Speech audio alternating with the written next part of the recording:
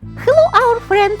Thank you for watching our videos and our new adventure just for you. We are going to tell you about renting a canal boat in France, Canal Du Midi.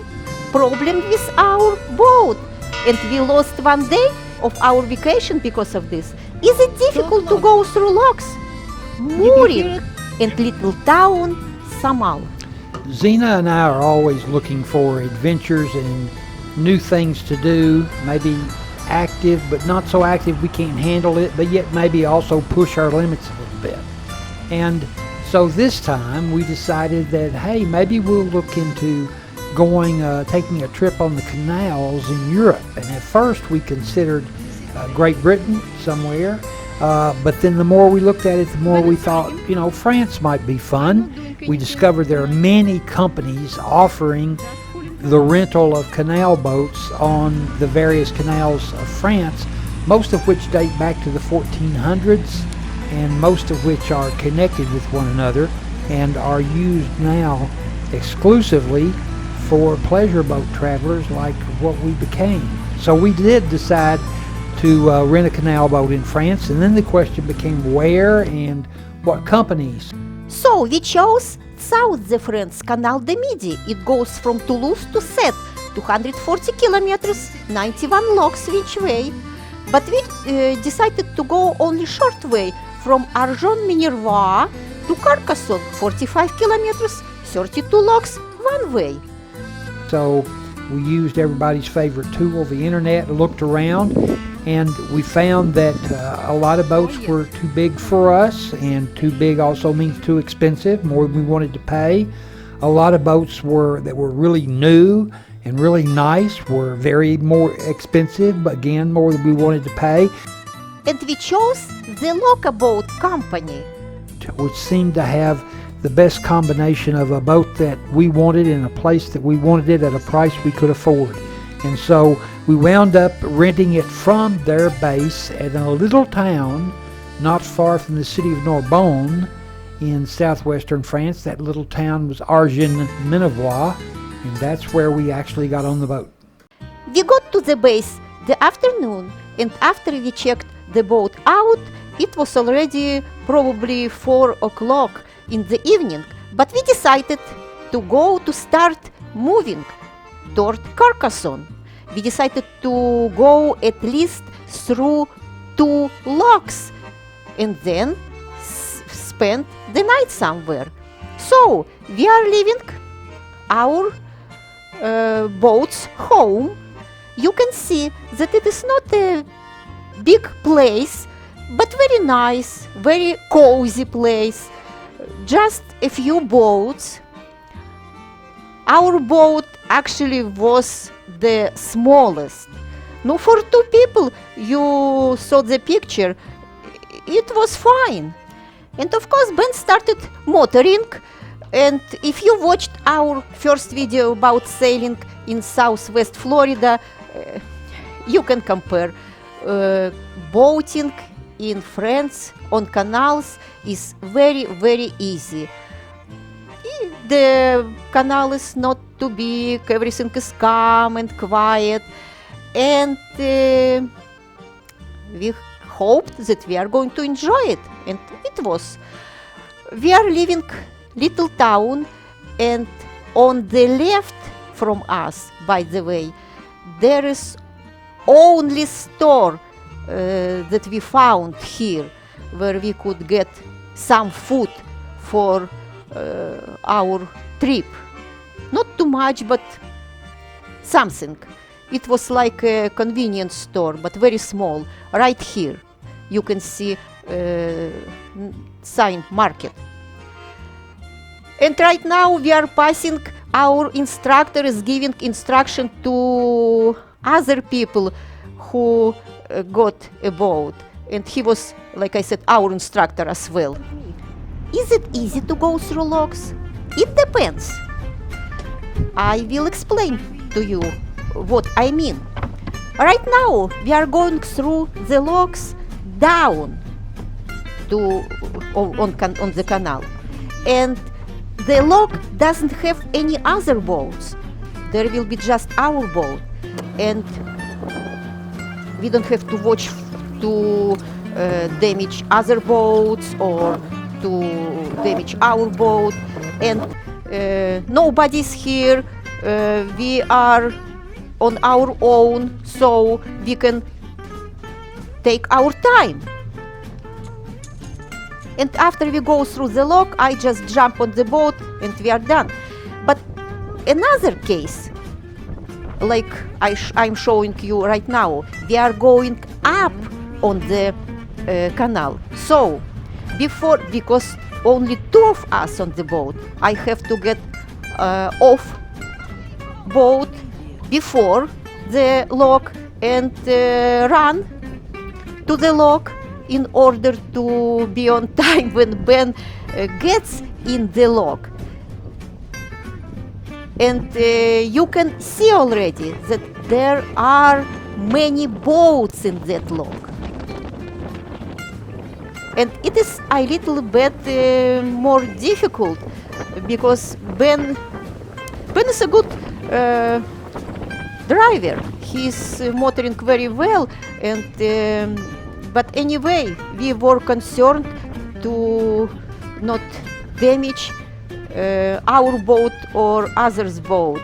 And so, you see, I am waiting on the top for Ben stop somehow and give me the rope. And pay attention that other boats have 3, 4, 5, sometimes 6 people. So they are okay. 2 people are on the boat, 2 people are on the top, and they manage with all this stuff very well. In the front of us, that boat has even 5 people. But you notice nobody is helping. I am running around and trying to manage. Nobody help. Nobody. They're just staying and watching. It is probably some kind of entertainment for them. And I'm running around. I got 1 rope on the bollards and ran back, got another rope on the bollards, and now I am holding the boat while it is going up and trying to manage the length of the rope. It was after we stopped for the night and began to settle in for the evening that we discovered our first big challenge. You know, it seems like every time you charter or rent a boat, there are problems of one sort or another to be expected, and this was the first one on the canal boats in France. And namely, it was that we discovered we had absolutely no water. So needless to say, we were pretty irritated, so I got on the phone, navigated the French telephone system, and managed to get in touch with the base just before they were going to close, which isn't very late in France, and they dispatched somebody on bicycle, since it was only a few kilometers up the canal, to see if they could diagnose the problem and maybe solve it. The mechanic thought that they had simply forgotten to put the water in, which of course only made us more irritated. Turned out, though, that wasn't the case. The technician suggested that since we weren't going to be able to get anywhere that evening because of the closed locks, that we just continue on our way toward Carcassonne the next morning, go to the town of Amps, and fill up with water there. So by the next morning, when it was time to get moving again and the locks were opening, we had thought about how difficult it was to get through those first locks, much more difficult than we thought with just the 2 of us. And we had looked at how many locks there were ahead of us the way we were going to Carcassonne, and we decided that it made more sense to just go back the way we had come, stop at the base in case it needed something more than just some water at the nearest water stop, but stop at the base and let them check out the problem. Okay, Heidi, we are here. We're having a wonderful time. let me speak. We're here in southern France having a wonderful time because we went out on a boat yesterday to discover we had no water, So last night we were hotter than hell, sweaty, with no water, and essentially nothing to eat. We came back to the base this morning to get it fixed. There are all kinds of problems with the boat, so they're working on it. And meanwhile, we're over here having a free lunch from the boat company. So we're having just a great time. I am glad that you are having a great time. Honey, you know all this. So we decided to go to the opposite direction, from Arjon-Menevrois to Agde. It is 88 kilometers, but only 16 logs, and we were very happy about this. And by the way, look how many different boats are on the canal.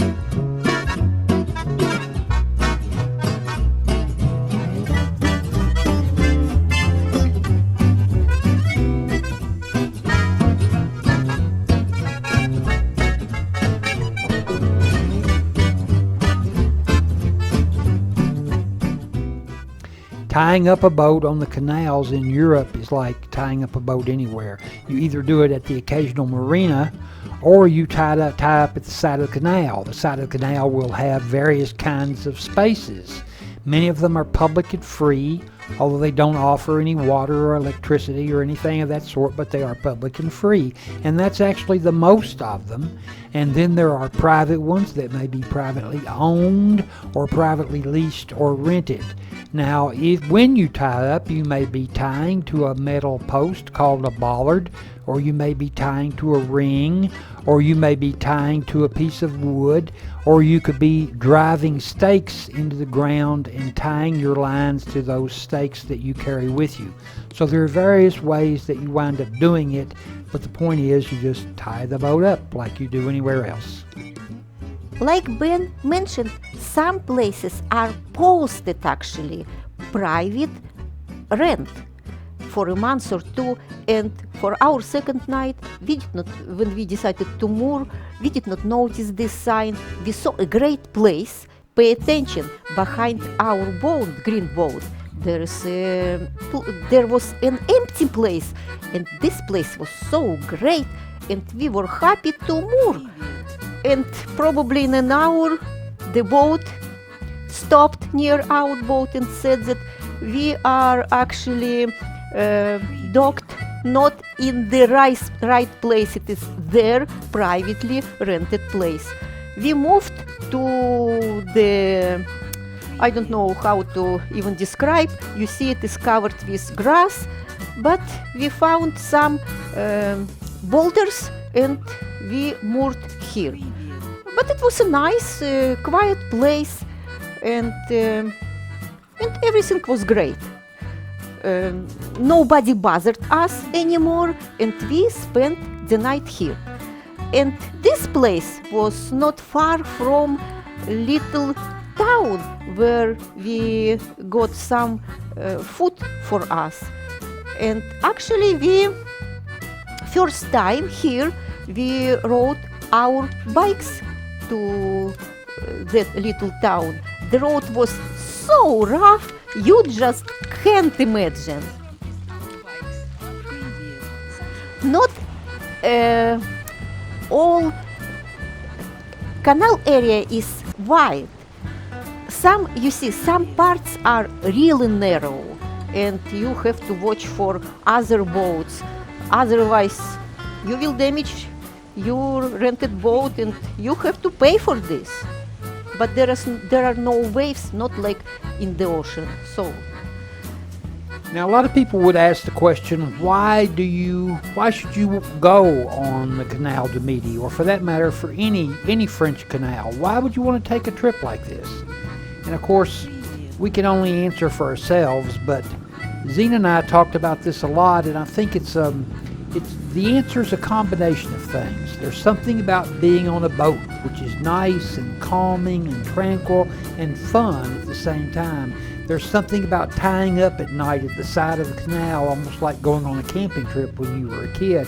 And then there's always, of course, a lot to be said for just the joy and beauty of cruising down through rural and urban France and watching it slowly go by as you go past. So there are a lot of combinations. There's a lot of reasons, a combination of reasons. Great little towns to explore with restaurants and shops and groceries and so forth, and interesting squares. Just many things to see and do, and a combination of reasons to do it.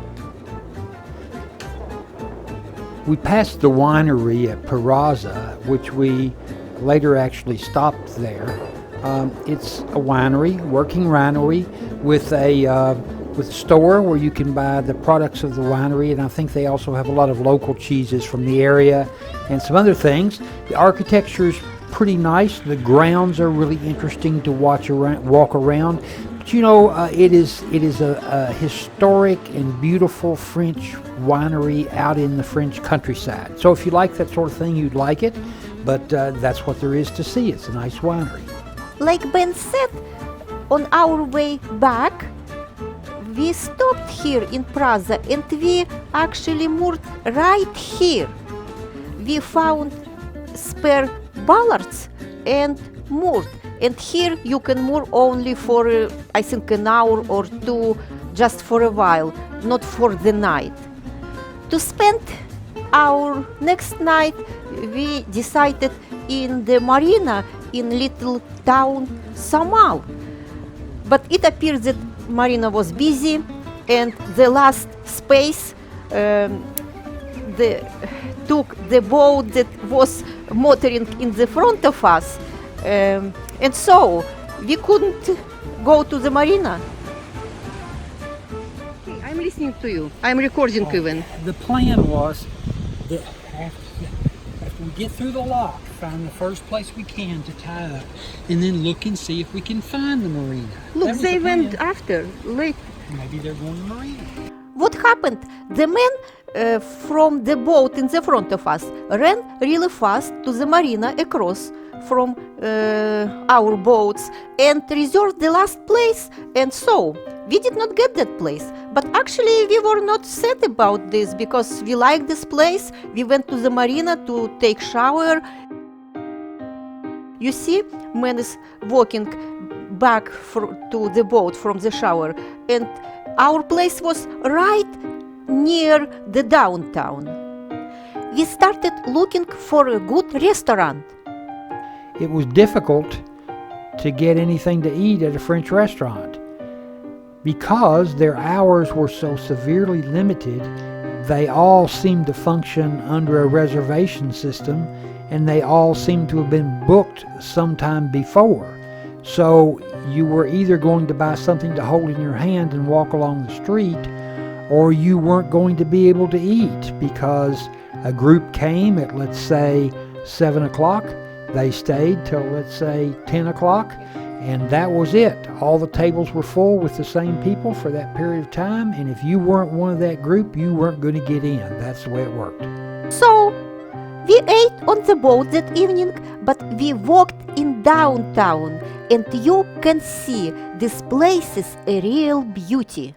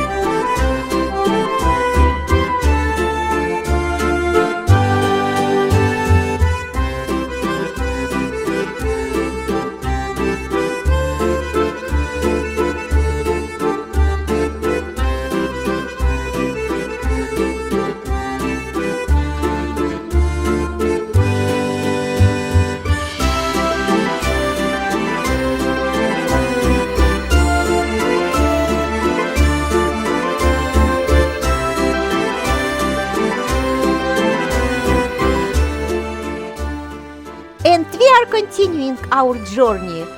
Next time we will show you very difficult locks, 9 locks or staircase locks, and we reach the Mediterranean Sea. So we will see you next time. Don't forget to show that you like our video, subscribe and leave comments.